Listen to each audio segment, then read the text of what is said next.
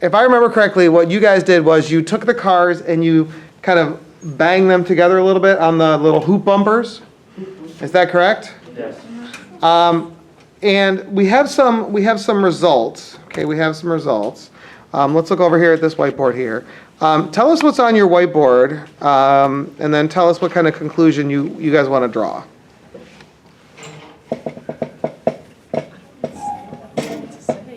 Well, you have to show the camera. Well, we did a bunch of tests. So for the first one, it was two cars with the same mass going at each other at the same speed, and we realized that the forces were equal. Okay, but that somehow makes sense to me, right? Doesn't that make sense that if you have equal mass car moving at each other at equal speed, it might make sense that they exert equal forces on each other? Does that make sense? All right, but then something else happened. In our second one, we had, on the one at the top it said a small one moved in and then the big one stayed stationary, and we also found that those forces were equal. So you sent a small one in to hit a big one that was stationary. And they still exerted the same forces on each other. Okay, that seems weird. What was the third one? A hand was holding one down and then one was coming in, and they were the same mass. So this is like the tree. Yeah. So some car coming in and hitting it, the tree doesn't move. Yeah. And what did you find about the forces? They're equal. You're right. That seems weird. Okay. Did we? Yes, we did. All right, coach us up. All right, so we did very similar experiments for ours. We first had equal mass cars collide with each other. We found that those forces were equal. We had one car with a greater mass than the other car collide with each other. Found they were equal. Then we collided another car with a planted object, just a car with a hoop on it that we held down. We also found Was that a pun? Yes. We also found that those forces were equal. Planted in the tree.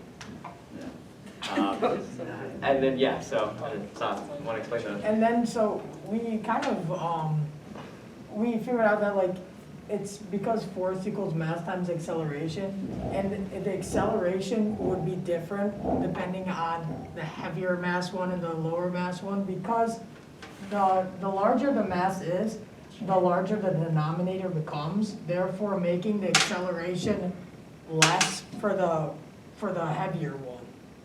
And there's less Okay, that seems weird. What about you guys? We did 5 different scenarios. And, yeah, and they were all equal. Yeah. Force, the hoops were equal sizes, the same force. Each car exerted the same force on each car. For which trial? For all of them. All of them? Yeah. Yes. Yeah. All of them are all equal. Yes. Yeah. Wait, I can show you the videos if you want. no, I mean, I'll believe you. Go ahead. I'm actually just having a conceptually hard time wrapping my brain around it. You're saying that for every scenario you tried, all 15 scenarios, Yeah. regardless of how you push the cars at each other, the hoops always bent the same. Yes. Yes. Sounds about right. It's facts.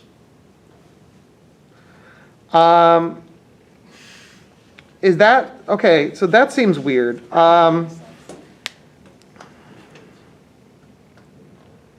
So, is there then a rule that you want to generate based upon that? force equals mass times acceleration. Well, that was from the last lab. Or acceleration equals force over mass. A boy. Is that one better?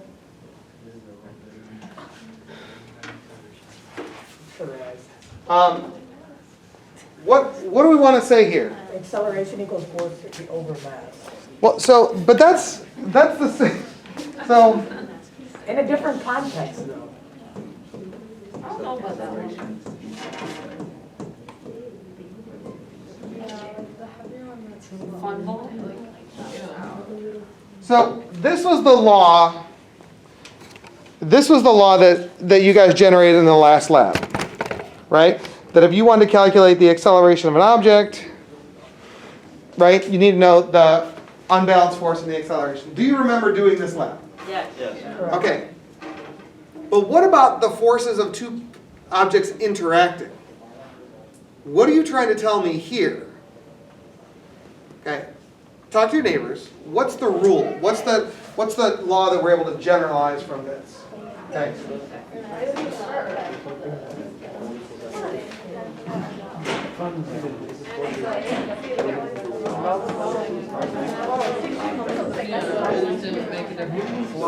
I search this for one of these?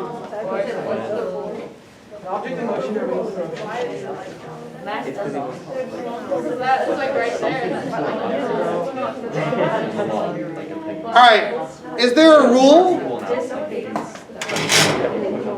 Kinetic energy. Yes. I promise it does not have anything to do with You energy. got it right. I like where your head's at, though. Is it force 1 equals force 2? They're always going to be equal, What's equal? the forces. What forces? Force 1 plus force 2. Opposite forces On one. are going to be equal because, like, even if like whichever one's moving, not moving, heavier, not heavy, like they're still both colliding, and they're both like. It's hard to explain. Explain it, Brandon, come on.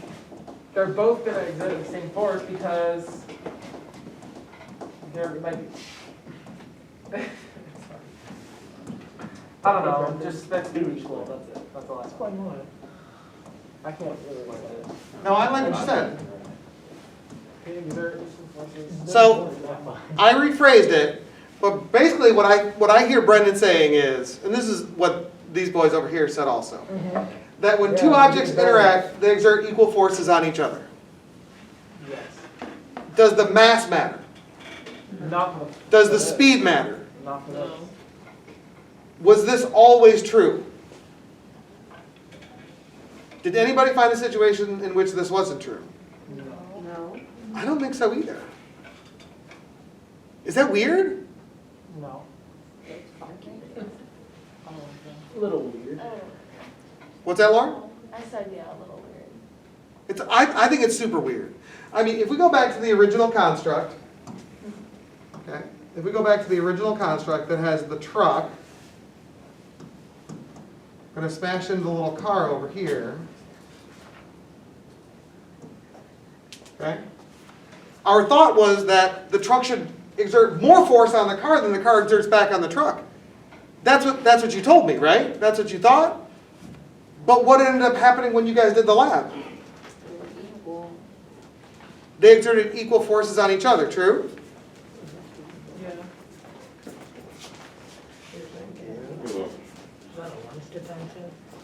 The William Patterson University.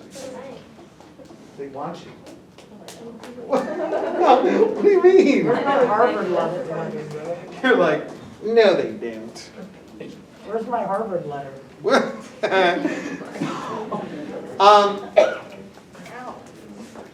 They're missing out. So, forces, when two objects interact, you're saying they exert equal forces on each other. That's what you're telling me.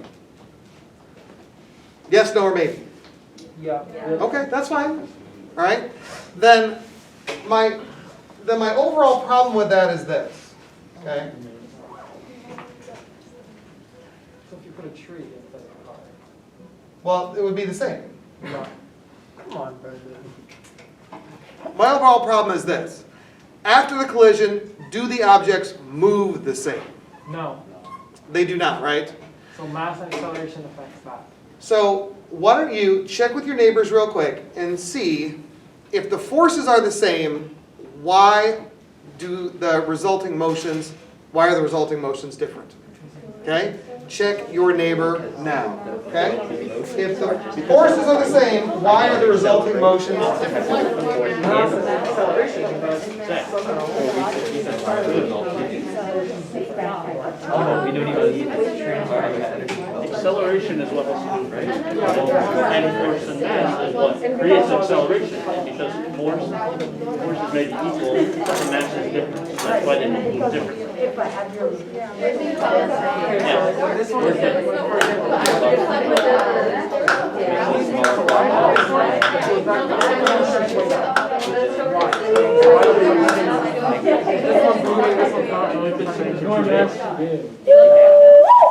All right, here we go. But we need some sort of physics way. I think you probably have a physics way. I don't think I have. Caitlin, did you check your neighbor? Yeah, What did your neighbor say? we said acceleration and mass and weight all play a part in it. Yeah, that was Annabelle, word for word. Grace didn't say anything. Well, be specific. Tell us what you were thinking.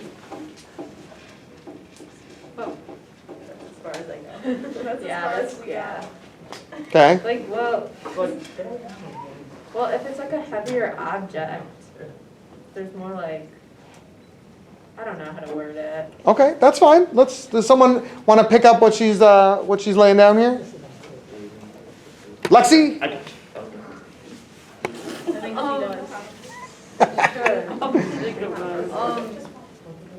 Well, acceleration equals like the unbalanced force over mass. So clearly, mass like affects the acceleration in some way, like because force divided by mass is the acceleration. So if there's a bigger mass, then it'll be a smaller acceleration, which means it'll go slower.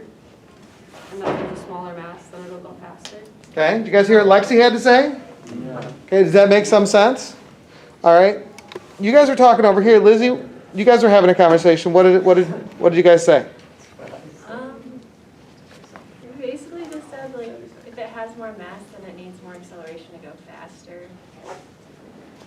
Oh, so we're all just getting this after I said it. What? So Seth is upset because, like, I said this like 20 minutes Kind of ago. like the normal force Right? situation. Is this a normal force situation? Yeah, I feel your pain, son. Okay, go ahead. Okay, so acceleration is what causes the different movements of the two objects after they collide. And since acceleration is made up of force and mass, sure, the forces may be equal, but the mass is different of both objects, affecting the overall acceleration. So then, what is mass then? How much an object takes up? How much an object The amount weighs? of particles. The amount of matter in an object. So Not a matter one in an thing object. is it's the amount of matter in an object. But in this context, what you're telling me is that the object with more mass, given the same force, what do we know about its acceleration? It'll be less. So more mass is less acceleration. That's what you're telling me. Correct. Okay, I actually find that to be really compelling.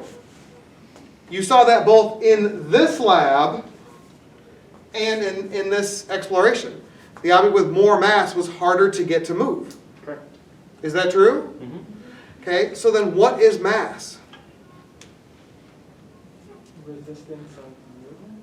Yeah, so he said it's the resistance to motion. I would say the mass is a measurement of an object's natural resistance to change in motion.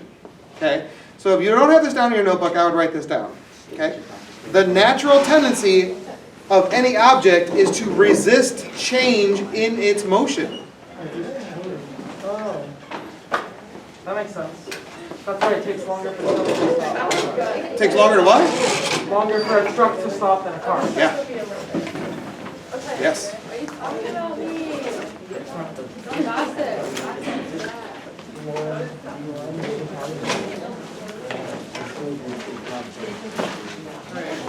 So what are we writing down? Well, just a general statement. Okay. The natural tendency of any object is to resist change in its motion.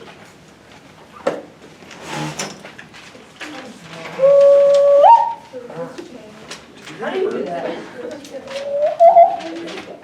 I feel like it's summer and I just woke Kind of like up. a whole flock in here. It sounds like some loons. So what are we writing? The natural tendency of any object is to resist change in motion. Thank you. Thank you, Brendan. I missed the The natural natural tendency of any object change in motion. Resist change in its motion. Resist change in motion. So the And greater the mass, the greater resistance. Mass is a measurement of this resistance to change in motion. So the more mass, the more resistance to change in motion an object has. That's crazy. That's why it's harder to roll the 16-pound ball down the lane than it is the 6-pound ball. Not because it's heavier, but it has more mass. It resists change in its motion more.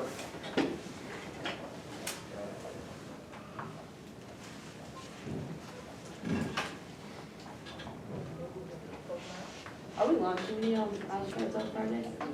Mousetrap card? Yeah. Yeah, it's a double elimination tournament for distance. Wait,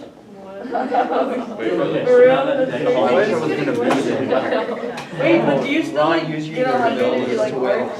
20 feet. 20 feet within the 3-foot wide lane. We're gonna watch that Marvel video. That's 100%. And then it's like.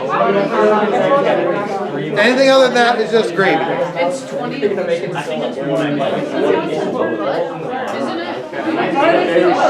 Bro, we gotta lose the weight. That's not Well,